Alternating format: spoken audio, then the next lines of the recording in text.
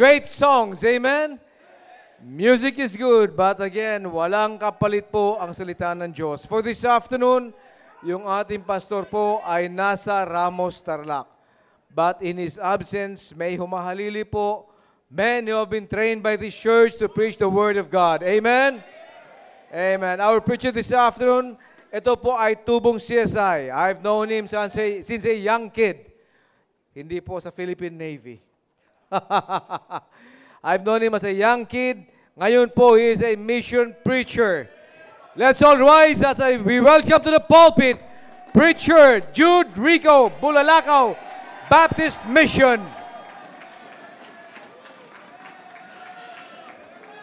Magandang hapon po sa ating lahat. Pwede muna tayong umupo saglit. At salamat po sa panibagong pribilehiyo na muli ay makatayo po sa inyo pong harapan. At nanlalamig pa ang aking mga kamay. Isang upuan ko lang yung 1 litrong tubig eh. Pwede palang uminom ng ano lang. Pagkabili mo, ubos agad. But ako po yung natutuwa na every time na... Thank you Sir Roy. Na ako po tuwing bumabalik po dito ay talagang hindi lang yung church ang aking tinitignan eh. Yung mga members and also yung mga juniors na nakasama ko dati sa junior church, ay yung mga umawit dito, ay mga nalid ko rin sila sa junior church. Sabi ko, andyan si Preacher Maki, talagang, bagamat nasa 28 years old pa lang naman po kami, ay talagang nagkakaedad-edad na rin pala. At tumataas-taas na nga yung noo eh. Pero kahit paano may buhok pa rin naman sa biyaya ng Panginoon. Amen? At salamat po sa pribilehiyo, salamat kay Pastor Hill. At muli po tayo nabigyan ng pribilehiyo. And by the way, si Thirdy ba? Nandun si Thirdy? Anak ni Ninang Rhea, nandyan ba? Si Thirdy kasi ay talagang, yon si Thirdy sa likod. Thank you Thirdy. Ay nasa sinapupunan pa lang yan ng kanyang nanay ay talagang tapos sasali pa siya ngayon ng sa sinapupunan pa lang nagbaligatan na. Alright, at salamat po at yan si Thirdy, anak po ni Ninang Rhea, talagang ibig sabihin mga kapatid ay talagang umaabante tayo not only physically but by age. But ang nakakalungkot mga kapatid, kung sa edad at sa physical body lang tayo umaabante, but not on our Christian life. At yan po ang ating itatopic po sa hapon pong ito. Tayo po magsitayong lahat at buksan po natin ating mga Biblia on Matthew chapter 5. Matthew chapter 5, we'll begin reading from verse number 14.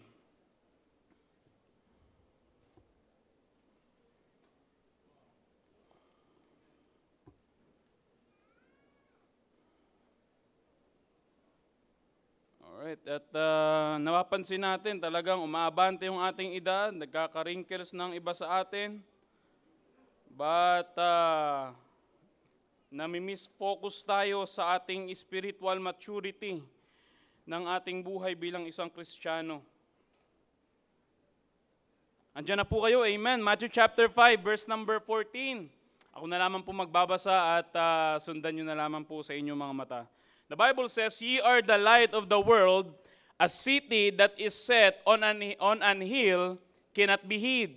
Neither do men light a candle and put it under a bushel, but on a candlestick, and it giveth light unto all that are in the house. Let your light so shine before men, that they may see your good works and glorify your Father which is in heaven." Magandang bigyan natin ng emphasis dyan, yung verse number 14. Sabi ng Bible, "Ye are the light of the world, a city that is set on an hill cannot be hid." Now, ano pwedeng maging reflection sa atin yan bilang isang Kristiyano mga kapatid? Ay Christian, ang isang Kristiyano kapatid na justify sa banal na dugo ng Panginoon ay hindi pwedeng itago. We are not designed to hide. Hindi tayo dinisign para magtago, hindi tayo dinisign para ikahiya kung anong ginawa sa atin ng Panginoon. You see? So yan po yung yan po yung ating itatopic po sa hapon pong ito. Commit to be a justified Christian. Tayo po'y saglit po na manalangin. Dakilang Diyos, salamat Panginoon sa hapon pong ito. Thank you, O God, for the privilege na ibinigay niyo po sa inyo pong lingkod, Panginoon. I am not worthy to preach thy word, but make me worthy, O God. At mayahayag ko po ang inyo pong salita. At in each individual, O God, family po na narito, ay mailatag ko po ng maayos ang mensahe po ninyo. At uuwi po sila, Panginoon, na meron pong natutunan at may apply po nila sa kanila pong buhay. Kaya pumanguna sa aming kalagitnaan, gapusin niyo po ang diablo, Panginoon, sana man pwede niya pong gawin sa oras po na ito. Patawarin kami sa amin na gawang kasalanan sa pangalan ni Jesus. Amen. Pwede na pong magsiyo po sa presensya po ng atin pong Panginoon. Sabi ko nga po kanina, mga kapatid, nakakalungkot sa panahon ngayon sa pagiging Kristiyano. Lagi po natin narinig sa ating mahal po na pastor na maraming Kristiyano po sa panahon po natin na ngayon na tayo na po ay nakukontento na sa buhay bilang isang Kristiyano na pag Sunday present tayo sa church, but still we are living on a life na parang hindi tayo na-justify ng banal na dugo ng Panginoon. Are you listening? Amen? Present tayo every Sunday morning, and we think na blessed ka na the whole week. You see? But the way kung paano tayo mamuhay, kapatid, ay hindi tayo nakikitaan na na-justify tayo ng Panginoon. And we are designed by God to show up, alright? Representing Jesus Christ as the light. Yung binasa natin kanina, sabi nga po dyan, ye are the light of the world. Hindi tayo mismo ang ilaw, mga kapatid, but because we are saved, tinanggap natin ang Panginoong Jesucristo bilang tagapagligtas ng ating buhay, ang Panginoon ang ilaw na ating nire-represent. Naunawaan po ninyo, sabi nga dyan sa verse 14 pa, a city that is set on a hill cannot be hid. So, dinisign talaga tayo, kapatid, na talagang mangibabaw. But, makikita natin sa labas, kapatid, mas nangingibabaw pa yung mga unbelievers kaysa sa mga Kristiyanong nasa loob ng simbahan.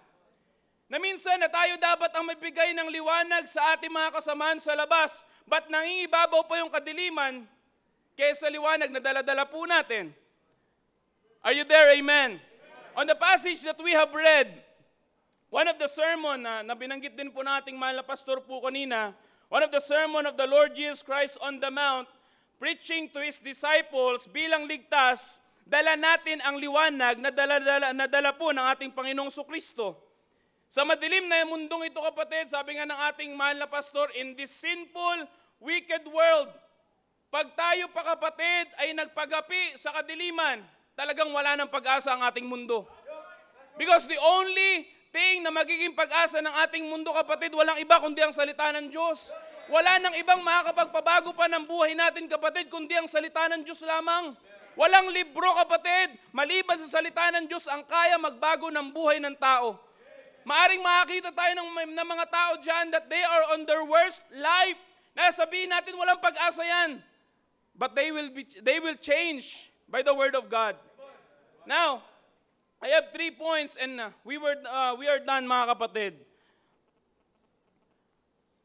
Now, who justified or sino nag-justify ng ating buhay Kristiyano, kapatid? A justified Christian life, number one, is justified by the Word of God. On verse 14, balikan lang po natin yan. Buksan po natin Proverbs chapter 30. Proverbs chapter 30, verse number 5. Okay, a very familiar passage sa salita po ng Diyos. Ano sayo ng Bible po dyan? Every word of God is pure. He is a shield unto them that put their trust in Him. Palasak na yung verse na yan, kapatid, pero kung hindi natin uunti-untiin, hindi natin maunawaan. He is a shield unto them that put their trust in Him. Now, paano kung hindi ka magtitiwala sa salita ng Diyos? Ano na lang ang kalasag mo? Ano na lang magbibigay ng protection sa iyo? Because sabi ng Bible, He is a shield unto them that put their trust in Him.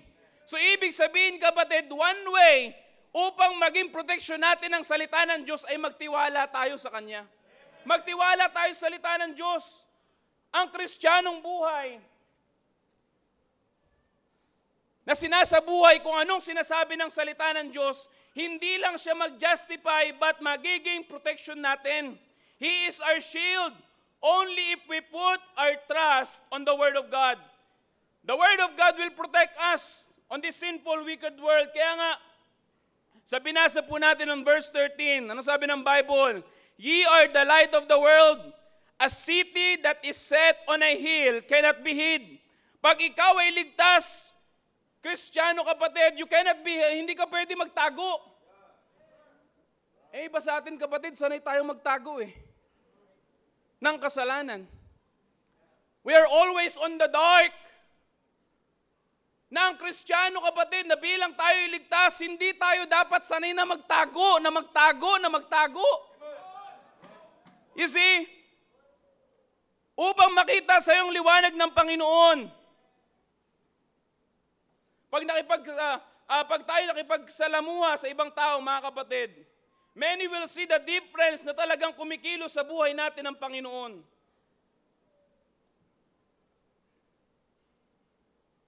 Nakatuto ngayon yung ating balikatan sa mga young people. Ano po? And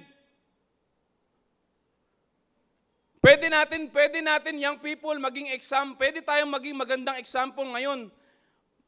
Magkakaroon na magbabalik na naman ng pasukan. Okay? But may nakagawa na ba sa atin young people na proud tayong ipakita natin na may dala-dala tayong Bible sa loob ng campus natin? Young people, proud ba tayo na magpakilala tayo as Christian, Baptist with the standard and principles of the Word of God? Or baka mas proud pa tayo na meron tayong holding hands? Mas proud pa tayo sa campus? Kasi yung aking boyfriend sa campus, siya yung pinakang-pogi doon. Yung girlfriend ko sa campus, siya yung nagnakaw, yung boyfriend ko sa campus, siya yung nagnakaw ng puso ko. Siya yung heartthrob doon Talagang napukaw niya, siya yung pinakang-pogi doon. Kaya tuwing lalakad kami ng campus, siya yung may dala-dala ng pinakang-pogi doon sa campus, Sana Mas proud pa tayo makipaghawak kamay na wala ka pa naman sa tamang edad. Wala ka pa sa panahon na nandiyan ka sa buhay na yan. Even on the mission, kapatid, maraming umalis, maraming parang, sabi ko nga, buti pa yung aso. Pag aalis, nagwiwigil pa yung buntot nun para umalis. Pero malayan mo na ng kapatid, pambihira, wala na, kahit paramdam. Buti pa yung multo, nagparamdam Wala na, biglaan, bakit? Nasaan na si ano? Pambira, pag binisita mo sa bahay, kumakaripos na ng takbo. And before you know it, pambira, almost 3 years, 4 years, na itago yung relasyon. And then nung na-reveal, hindi na nagpakita sa church. Sanay pala tayong magtago. But pag nabuko tayo kung saan tayo nagtatago, ayaw na natin magpakita. Samantalang kapatid, as a Christian, we are designed to show up to the world kung sino tayo, kung anong daladala natin, na tayo naglilingkod sa buhay na Diyos. Ba't hindi tayo proud sa mga bagay? Sabi nga ng ating mahal na pastor, mas proud ka pa sa mga bagay na hindi mo dapat ika-proud. Samantalang, pwede yung daladala mo pa lang, yung bis mo pa lang, yung daladala mong tunay na yung Panginoon na daladala mo, yun pa lang pwede mo na ipagmalaki sa mundo yun. You see? Kaya ang Kristiyano, nagkiklaim, pero mahilig sa patagong paglilingkod. Mahilig sa patagong relasyon. Mahilig sa patagong kasalanan. You and me are not meant to be hidden. Kaya nagiging anino ka lang kapatid, nagiging anino lang tayo ng ating tunay na Kristiyanong paglilingkod. But hindi dapat nakatago or private, but public living by example. You see? Kaya nga number 1, a justified Christian life is justified by the Word of God. Secondly, is justified by the presence of God. Sa lahat ng aspeto ng buhay, walang madali. Tama po ba? Amen. Walang madali sa aspeto ng buhay natin. Even millionaires, yung gastusin lang nila yung pera nila, problema na nila yun. But the life na binigay sa atin ng Panginoon, kailangan natin pumili kung anong hirap ang gusto nating danasin. Mahirap maging disiplinado sa paggastos ng pera, tama. Kasi pag may nadaanan kang Jollibee, drive-thru, McDo, drive-thru, Starbucks, drive-thru, mapadaan ka kahit 100 na lang pera mo. Minsan kung kailan paubos na yung pera mo, dun ka nagkikrave sa maraming pagkain na magastos. Kapatid, nandyan din tayo dumaan ba? Mahirap disiplinahin yung ating sarili sa pera, pero mahirap din mabaon sa utang. Anong hirap ang gusto mong danasin? Disiplinahin na lang ang sarili mo sa pera or mabaon ka sa utang? Ang hirap, naming utang, ano? Samantalang, mas pinili mo na lang sana yung hirap na disiplinahin yung sarili mo na gumastos at ilaan na lang sa gawain ng Panginoon, may nangyari pa sa Ramos Tarlac. You see, mahirap magtipid pero mahirap mabaon sa utang. Mahirap disiplinahin ang sarili sa pagkain.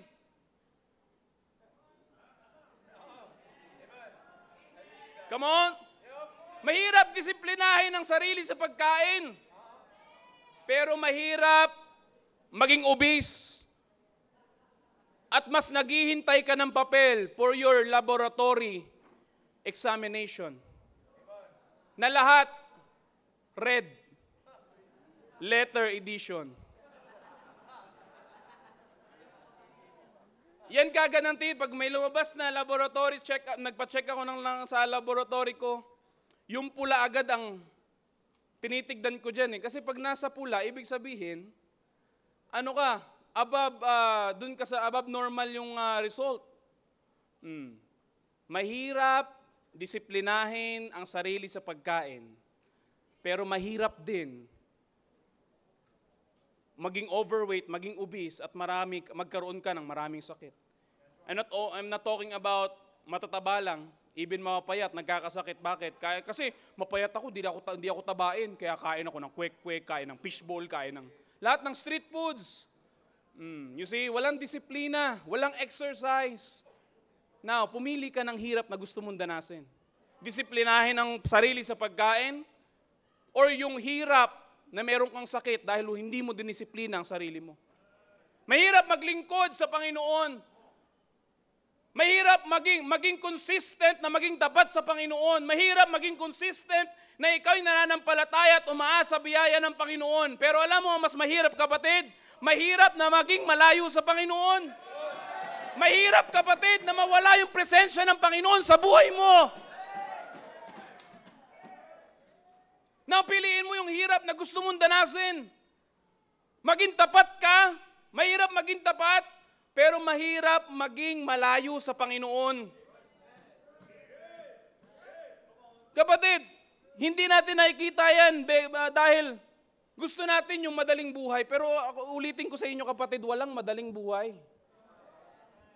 Maaring may mas maedad sa akin ngayon. Ako, nasa 28 years old na po ako ngayon. May asawa, may family na po ako, may isa po kaming anak. But, nabubuhay kami sa biyaya ng Panginoon. It is not, hindi mo pwedeng sabihin na ang buhay ay madali lang, no? Andyan yung hirap. Pero kaya dumadali, dahil yung tiwala mo nasa Panginoon at hindi sa sarili mo. Young people, kaya ang dali-dali nyong humanap ng ka-holding hands ninyo. Kasi hindi pa kayo bumibili ng almusal ninyo eh. Gigising kayo sa umaga, may almusal na. Pero time will come, listen carefully young people, I've been there. Darating ang time na bibili ka na mismo ng almusal mo para sa pamilya mo. Kala siguro ng mga pinagtampuhan ng mga young people na ito, ang daling magpamilya, hindi. Pero nagsisisi ba ako? Hindi ako nagsisisi, kapatid, because I also apply what I've heard in the Word of God. Naging madali ang buhay pamilya dahil sa mga napakinggan ko sa likod ng pulpitong ito. Hindi ko kayo dinidiscourage yung people, nire-remind ko lang kayo na darating din kayo sa buhay may pamilya. Kaya bago kayo holding hands at magmerienda sa tabi-tabi ng kwek-kwek with matching cork or milk tea. Kasi yan palang afford nyo eh. Sa ngayon, mas lalo na pag may panggastos na talaga. Pero kapatid, hindi assurance kung may panggastos ka sa pagpapamilya. Alam yan ng mga adults ngayon. Kapatid, young people, you've never been outdated on the latest trends on the internet. What happened, Bella? Vampire, right? You've never been outdated like ang updated sa latest trends sa internet. Updated ka, kapatid. Updated ka lagi sa Facebook. Updated ka lagi sa Twitter. Sa lahat ng social media platforms ninyo. But nag-update ka na ba sa Panginoon? On the whole week na pang-araw-araw nating buhay, nag-update ka na ba? Bumuklat ka na ba ng Bible mo? Bago mo tinignan yung mga mensahe dyan sa Facebook mo? Bago mo tignan yung mga likes doon sa latest na post mo? Hindi ka nawawala ng post sa Reels. Hindi ka nawawala ng post sa My Day. Present ka pa sa mga sa live sa Shopee. Pero mas pinipili mong mag-live doon, mag-abang nun ng mga, ito na, sale na to, kunin mo na, umain mo na, 1, 2, 3, 1, 2, 3. Umay na to, kay Sir Rapi na to. Nanonood ka ng live ng Shopee, kasabay nun yung Baptist lunch. May nakasabayan ako dito eh. Nakasabay ko sa live sa Shopee. No. You see, hindi pagdating sa gawain sa mundo, like kang updated. Pero when it comes to the ministry, like kang outdated, ano bang instruction ni pastor? Hindi ka kasi nagsimba nung Wednesday? Ako na naman ba napag-usapan? Hindi ka kasi nagsimba nung Sunday?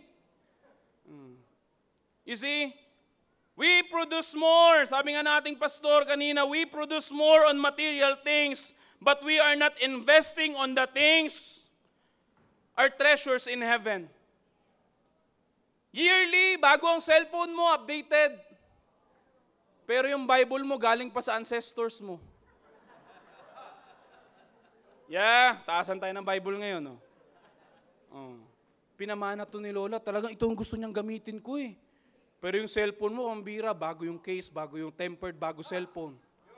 Ang bira. Hindi mo man lang binigyan ng kahihiyan yung salita ng Diyos. Hindi ko naman sinasabi na okay lang naman gumamit ng kapatid, pero sabi nga ng ating mahal na pastor, kung talagang gusto mong seryoso ka sa pag-aaral ng salita ng Diyos, piliin mo yung naka-red letter edition. Naka-brown letter edition sa inyo kasi puro libag na Hindi na makita, kulay brown na talaga. Ang bira. Natawa lang tayo kapatid, pero yan yung Bible nyo ngayon. Ang bira, pabalik-balik ako dito kapatid, hindi na nababawasan yung Bible dun sa store. Pero kahapon lang, galing yung iba sa inyo sa Power Mac pa. You see? Updated. Let's check if we are justified by the presence of God. When is the last time you shared the gospel? When is the last time you pass out tracts? When is the last time na umattend ka sa Bible study ng area mo? Outdated or updated?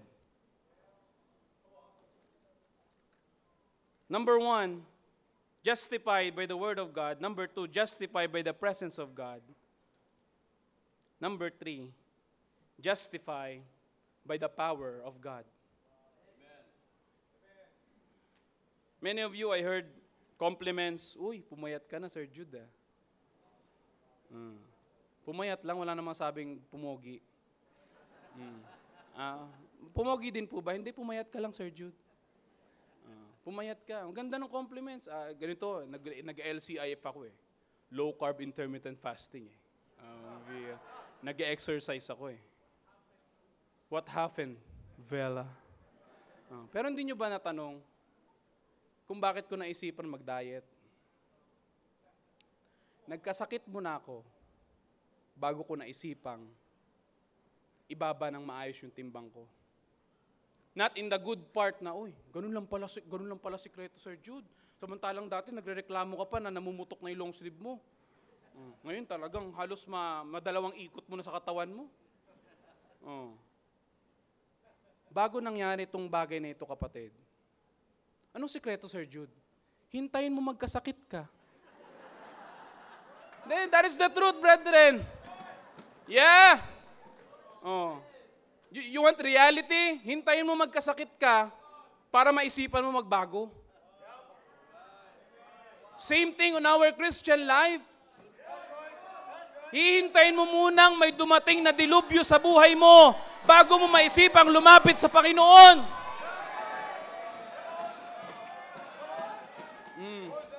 You see?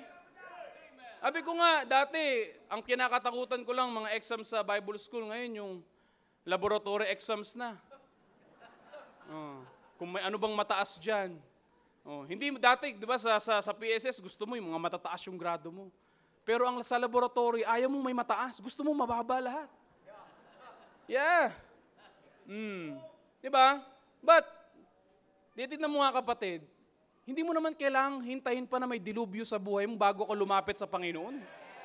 Habang wala pang dilubyo, ayusin mo na yung buhay mo spiritually.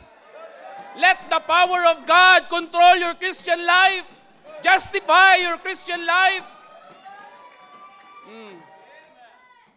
Huwag mo nang hintayin magkadilubyo, kapatid. Kaya ako, nagme-maintain ako physically. Sabi ko nga, kung ibabalik ko lang yung dati kong katawan, parang pinili ko na rin mamatay. Yeah. Pero at least alam nyo na yung sikreto. Hintayin yung magkasakit kayo. Para maisipan nyo magbago. Kasi hanggang okay pa. Kain ako nito, kain ako niyan. Talagang sa kakakain mo talaga banat ka lang ng banat ka lang ng banat. May pang-inom naman ako ng maintenance. Sige lang, banat lang.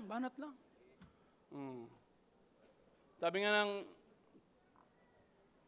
iniisip natin, sasabihin natin sa mga tatay, mga kaedad ko mga tatay ngayon. Isipin natin na, mahal ko ang pamilya ko. Mahal ko ang asawa ko. Mahal ko ang anak ko. Pero hindi ka gumagawa ng paraan para tumagal din ang buhay mo. Ginagawa mo yung mga bagay na para mapadali, na hindi mo sila makasama. Bakit? Sabi ko nga, marami akong kinoconsider. Kaya dumating sa punto ng buhay ko na talagang kailangan mabago yung lifestyle change. Yung family ko. Sabi ko, pag namatay ako, mag-aasawa agad to. Nanonood sa FB Live yung aking asawa.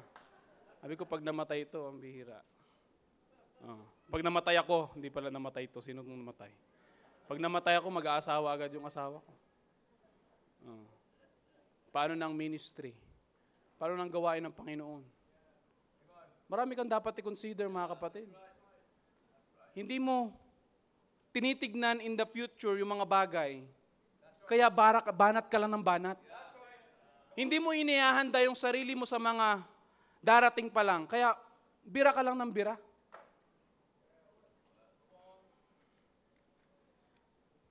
Parang sabi ko, sa Kristiyano buhay, hihintayin pa natin na dumating yung dilubyo. Samantalang habang wala pang dilubyo, pwede naman tayong magkaroon ng maayos na relasyon sa Panginoon. That's how the power of God lives in our life. Let God's power control your life. Let the power of God. Kakavela ko, nafe-feel ako dito. Sir Roy, pwede ko ba kayong mahiram, Sir Roy? A perfect example para ma-emphasize lalo yung gandang lalaki ni Sir Roy. Check. Two-star general po itong katabi ko. Mga kapatid, ang buhay ng isang Kristiyano, sa buhay ng mga kasamahan ko, nag-gym yan. Kaya si Sir Roy, nakuha ko, kita nyo naman yung P6 ni Sir Roy.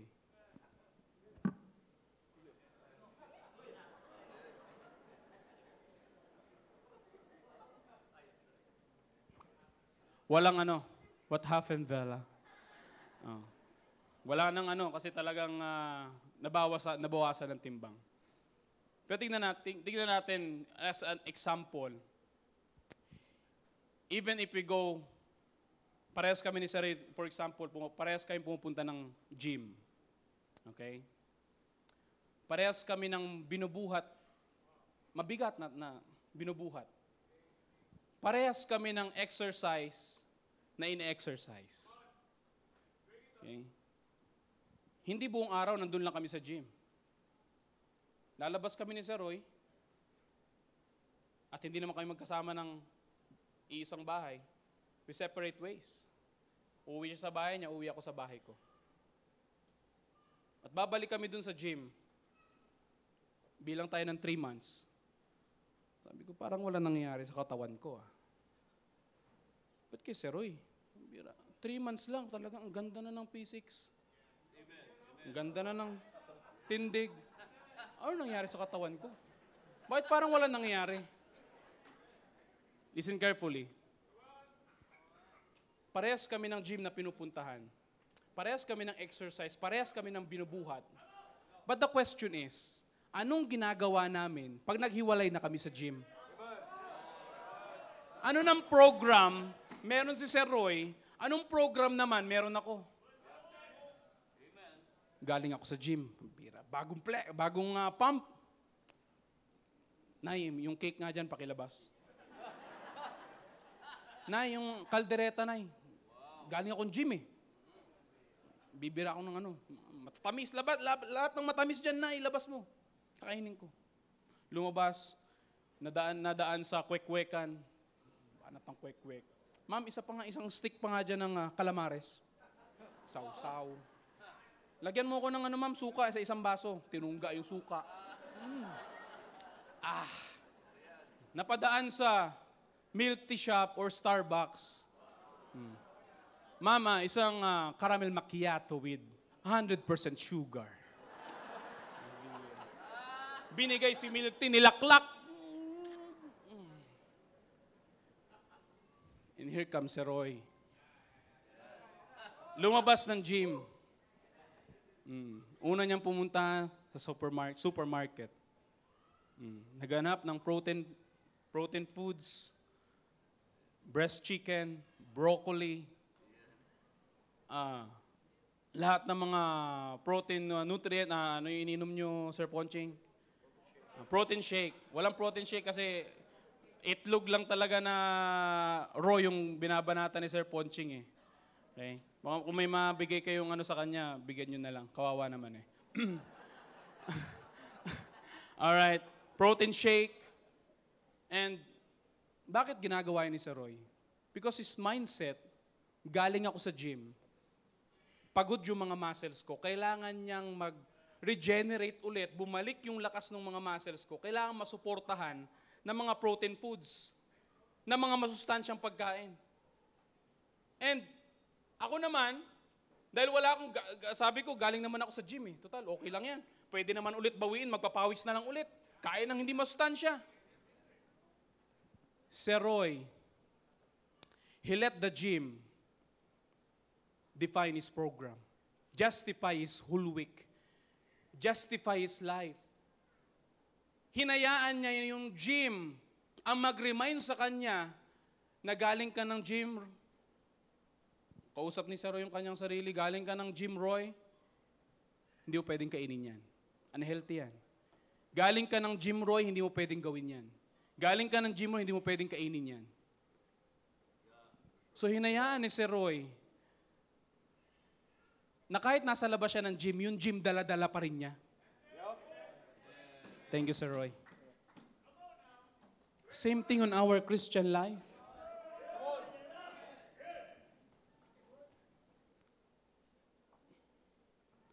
Mapalad kayo mga kapatid. What happened, Bella? Why are you crying? Naiyak ako eh.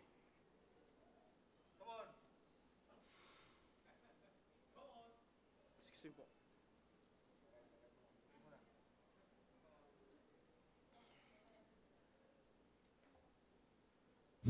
Napakapalad niyo mga kapatid dahil every Sunday, every Wednesday, talagang yung mga mensaheng hinahanda sa atin ng ating pastor.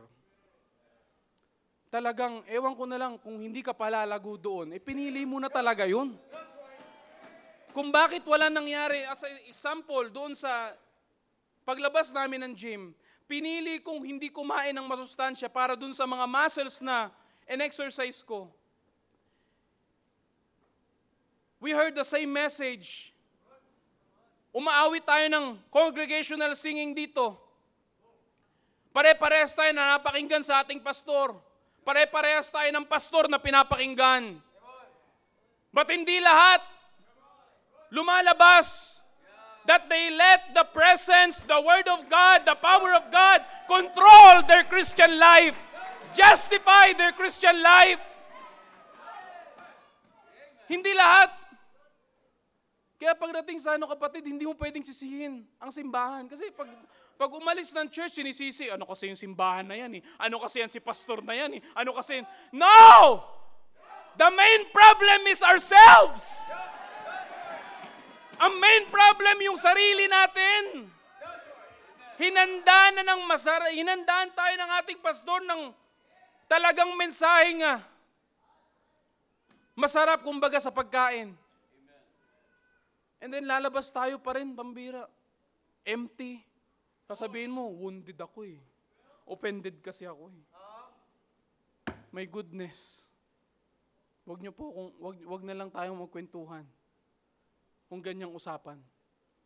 But kapatid, napakapalad. Sabi ko nga, napakapalad natin mga kapatid. Na meron tayong pastor. Ilang taon na si Pastor Hilmac? 63?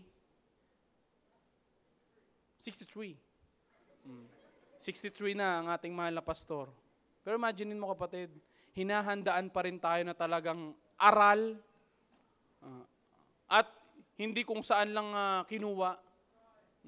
Kaya nga di na po ako nag-aaral eh. Yung mensahe na lang po ni pastor ang kinukuha ko. No. Kapatid, napaka-importante na makita natin yung sarili po natin ngayon kung nasaan na po tayo. Because, ulitin ko nga po, parehas tayo ng pastor na pinapakinggan, parehas tayo ng simbahan na pinupuntahan, parehas tayo ng mensaheng naririnig. Pero baka iba sa atin, bakit kaya si ano na yan, no? The more question na nag-i-ignite sa ating buhay Kristiyano, kapatid. Pag mas nakikita natin yung buhay ng ibang Kristiyano kaysa sa buhay natin, there's something wrong sa buhay natin. Because sa paglilingkod, kapatid, hindi naman makakatulong kung lilingon ka sa kanan, lilingon ka sa kaliwa, lilingon ka sa likod. Hindi. Sabi ng Bible, looking unto Jesus, the author and the finisher of our faith. Kaya hindi mo pwedeng sabihin na open daw kay ganito. Saan ka ba nakatingin? Ba't ka kasi sa kanya tumitingin? Na-open kasi ako. Bakit ka sa kanya nga tumitingin? Sa Panginoong Jesucristo. Ituon mo lang yung paningin mo sa Panginoon. Baka tanungin niyo pa ako nasaan.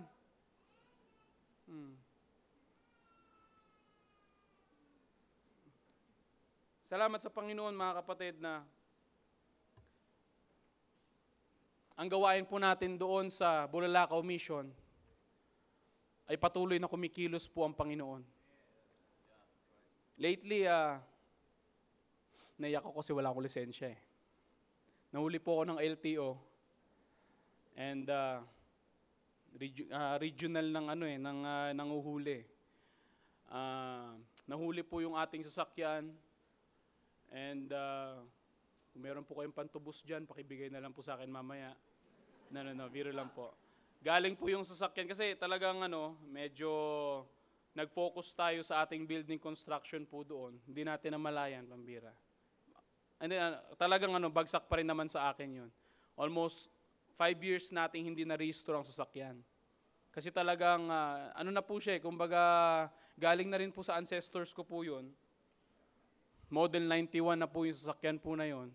And andun lang naman sa Bulalakaw. So, binaba ko kasi may pinaayos tayo sa sasakyan. May pinaayos po tayong preno po doon, yung pinto. And then, magkasunuran kami ni Pastor Dex. Naka-high ace siya na van, ako dun sa likod niya. Siyempre, mukhang bago-bago pa yung high ace. Pambira, ako talaga yung pinatintero ng LTO. Ganon siya sa akin. Pinatintero ko sabi mukhang luma na to Siyempre, basag pa yung windshield ko. Wala daw nahuli pa, wala daw akong seatbelt. Sabi ko, wala naman talagang seatbelt. Model 91 na nga wala nang seatbelt So pag umaandar ako, niyakap ko na lang sarili ko, mga kapatid. Biro lang po. And to make the story short, nahuli po tayo, yung lisensya ko, hanggang ngayon nandun pa po sa kanila. And umuwi ako, talagang sabi ko, sir, kukunin pati yung sasakyan Sabi ko, sir, nagpakilala na po ako, sabi ko, sir, naka-long sleeve naman tayo, pastor po ako sa Bulalakaw, sir. And baka pag sinabi ko kasi preacher, hindi niya maintindihan. So pastor, kasi yung kilala nila, pastor po ako sa Bulalakaw, sir, and ginagamit po ito sa church. So, bibigay ko po yung lisensya ko, wag nyo na pong kunin yung van, parang awa nyo na po. No, hindi ako umiyak. So, sabi ko, nakiusap lang ako, sir, wag nyo na pong kunin yung van. Ginagamit po ito sa simbahan. Sige, sir, ito na lang po ipa-fine ko sa inyo. Unregistered vehicle po kayo. Okay, so ang fine po nun, mga kapatid, 12,000 yung lisensya na tutubusin ko. Plus 5 years fine doon sa unregistered, 7,000. 12 plus 7. Yun po yung fine na sa atin. So, umuwi ako, kapatid. Siyempre, alam namang masaya. Yes, nakuha yung lisensya ko. Ang saya-saya! No, siyempre, may kalungkutan, pero sabi ko in a positive way. So, sabi ko, ginawang paraan ng Panginoon na mahuli ako para yung sasakyan. Para laging on a positive thinking lagi tayo. Huwag tayong wawa naman ako, nahuli ako. Kanino ba ako, sir? Pwede bang makahingi ng pantubos? Lagi tayo nasa negative. Positive lang. Sabi ko, drive lang ako. Sabi ko, si tatay wala din magawa So, kasi si tatay, pag mga ganung bagay, hindi niya matanggap yung mga ganun. Sabi ko, tay, hayaan mo na. Nangyari na Hindi na natin may babalik yun. Okay, wala naman tayong time machine. Okay, so sabi ko, uwi ako ng Bulalakaw. So habang nagdadrive ako, may nag-text. May nag-text. Sabi ko, pagtingin ko, si Tita Edna. Si Tita Edna lang po ang gusto kong text na lagi ko makikita. Para malaman ni Tita Eds. Kita ko si Tita Ed, uy, ang laki yung mata ko. Tumigil muna ako saglit. Sabi ko, kung naalala po ninyo, ay meron tayong building construction na commitment po doon sa church. Nung nag-testimony po ako dito, and nagsabi po sa ating mahal na pastor na magpapadala siya and tutulong po siya doon. Of course, lahat po tayo naging part po doon. And pwede bang Sir Jairus? At ma-fine yung po natin, ginagawa po natin doon. And ayan na po yung mga poste po na naibaon na po natin. Sige, tuloy-tuloy lang Sir Jairus. Yan. And yun po sinasabi ko po na expansion. Yan po yung yung kusina, na little kusina, sinagad ko na po sa bakod po yan. Okay, nawalan ulit ng bubong. Ayan, yan. At tinanggal na po natin yung kalahating kawayan dahil sinarado na rin po natin yan at lalagyan na po natin ang bintana. Ayan, wala ulit ng bubong. Yun. So binuksan po natin and yan. Kung makita nyo po sa may na-screenshot ko lang po yan, nasarado na po yan, nakortehan na po ng pang-ready na po para sa bintana. Yan, yung starting po and Yan. So, ano na po, nabuksan na po yung kalahati po niyan, pinatibag ko na po yung mga bato po na pieces po na yan. Yan yung gitna. At hindi, yung aso po, huwag nyo na pong pansinin. Natutulog baka may istorbo. Alright, yan po yung mga materyales na nabili po natin. Yan, dyan po yung kusina, may lababo na po dyan ngayon, hindi lang po yung latest picture niya ang nakuha ko. Yan po yung mga buhangin na na-order po natin. Yan, dyan po yung sa malayuan. Yan po yung ating church po doon. Medyo mainit pa po doon, kaya hindi natin makita yung green na damo. Magkapatid, maraming personally, ako yung nagpapasalamat sa Panginoon. Sabi actually mga kapatid, katulong natin yung mga members po doon na talagang they are faithful on their work, on their commitment. Na talagang sabi ko nga sa kanila, ang pag-commit natin sa Panginoon, wala naman talaga tayong siguradong pera Kaya tayo magko-commit because alam natin na ibibigay yan sa atin ng Panginoon. Sabi ko, for example, ako yung nag-commit personally, nag-commit ako dyan sa expansion ng 15,000. Tanungin nyo, may 15,000 ba ako? Wala. 15 pesos meron. Pero 15,000 wala. But I pray to God na every Sunday, maunti-unti ko maibigay yun sa ating commitment. And pinoprovide yun ng Panginoon. Sabi ko, pag ikaw ay nag-pray talaga sa Panginoon na talagang may commitment ka sa Panginoon at pinag-pray mo, kaya pag pinag-pray mo yung commitment mo, siguraduhin mong ibibigay ito mo talaga sa commitment yan. Baka pangtalpak mo lang yan pag dumating yung hinihingi mo sa Panginoon. Pang-scatter mo lang. You see? Kaya ano man ang hinihingi mo sa Panginoon talagang, tutuhanin mo talagang, ako personally po nagpapasalamat, na talagang hindi po tayo pinapabayaan po ng Panginoon doon. Talagang yung kapangyarihan niya talagang kumikilos doon po sa Bulalakaw Mission. And personally, yung gawain po doon ay talagang sabi ko nga, ako nagpapasalamat kay Pastor Hill na hindi niya tayo pinapabayaan po doon.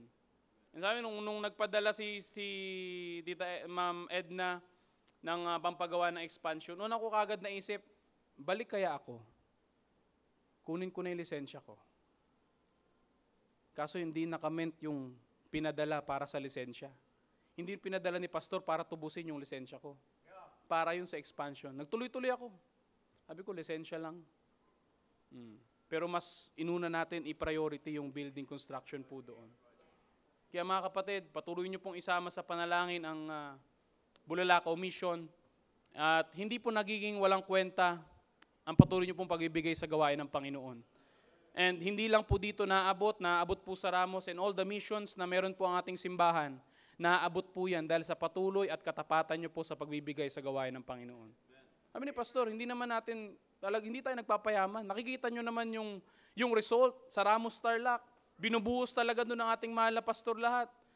Kung hindi na ibuhos doon lahat, anong paggaganapan ng baligatan tomorrow? You see? Kaya mga kapatid, huwag tayong manghinayang na ilagay natin at mag-invest tayo sa gawain ng Panginoon. Our Christian life must be justified on the Word of God, in the presence of God, and in the power of God. A justified Christian life. 2,000 years ago, we are justified by the blood. But wag nating sayangin na tayo na justified na. Pero yung kilos natin, parang hindi tayo na justified. A justified Christian life is justified by the Word, by the presence, and by the power of God. Maiksi lamang po ang mensahe mga kapatid. Pero I hope, meron po kayo nakuha sa mensahe sa hapon pong ito. Brethren, it's always a privilege. At ako po'y natutuwa na tuwing bumabalik po ako dito, nakikita ko yung dati ko pa rin nakikita. Maring may mga tao na kung hindi ko na nakikita, na dating nakikita ko pero hindi ko na nakikita ngayon. Pero masaya ako kung dati nakikita nyo ako at nakikita ko pa rin kayo hanggang ngayon. Patuloy lang tayo mga kapatid hanggang sa pagbabalik po ng ating Panginoon. A justified Christian life. Tayo po magsitayong lahat. Dakilang Diyos, salamat Panginoon sa inyo pong kadakilaan sa buhay po namin. Thank you, O God, for the blessings of your word. Each individual, family, Panginoon, na narito, ay ipakita niyo po sa kanila, Panginoon, ang kapangyarihan po rin niyo pong salita. And we must be justified by your word, O God, by your presence, and by your power. Na patuloy pong magre-remind, magpapaalala po sa amin ng higit kung sino po kayo sa buhay po namin, Panginoon. Ilagay niyo po sa kanilang puso at sipa ng kanila pong mga narinig. Pinupuri ka namin sa aming buhay, pinapasalamatan.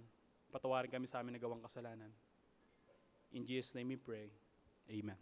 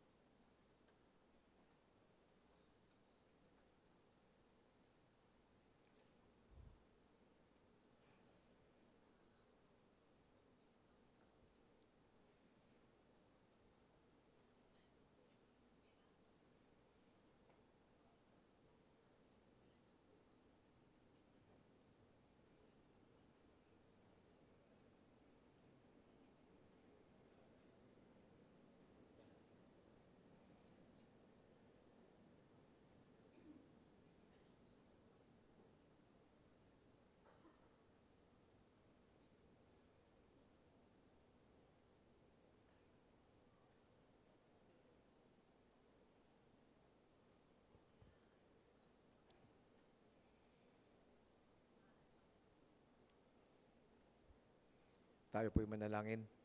Dakilang Diyos, maraming salamat, Panginoon, sa gamit niyo kay Brother Jude Rico to give us your message this afternoon, Lord. Maraming salamat, dakilang Ama, sa katotohanan ng iyong salita, that indeed, Lord God, as your children, we are the light of this world. We are a city set on a hill. We are a candle that should show forth its light, Lord God, so that others may see and glorify you in heaven. Thank you, Lord, for the truthfulness of your word.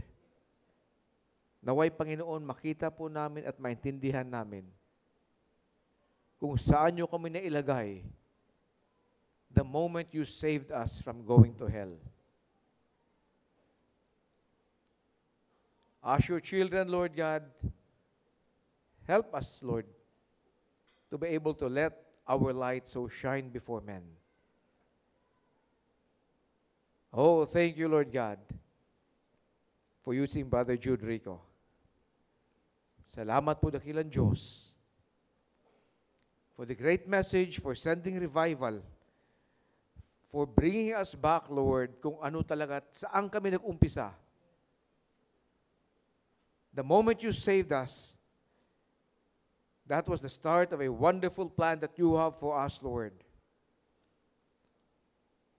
And that plan will only be achieved if we continue to abide in you as you abide in us. Maraming salamat, dakilang Ama. Once again, Lord God, for the sacrifice of your Son on the cross at Calvary, to put us where we are right now. Naway maintindihan po namin, Panginoon, ang halaga na binigay ninyo to bring us to where we are. Maraming salamat, dakilang Diyos, for salvation freely given. At ang tinatamasa po namin ngayon, Panginoon, is all because of the blessings of salvation. Help us to leave this building tonight, Lord, nakasakasama po namin ang mensaheng ito. Oh, Lord God, we love you, Heavenly Father. Maraming salamat, dakilang Ama.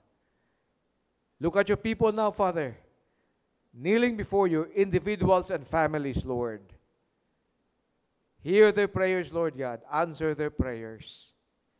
We love you, Lord God. Keep us all safe. Cleanse us, Father, from all of our sins. All this we ask in Jesus' mighty name. Amen.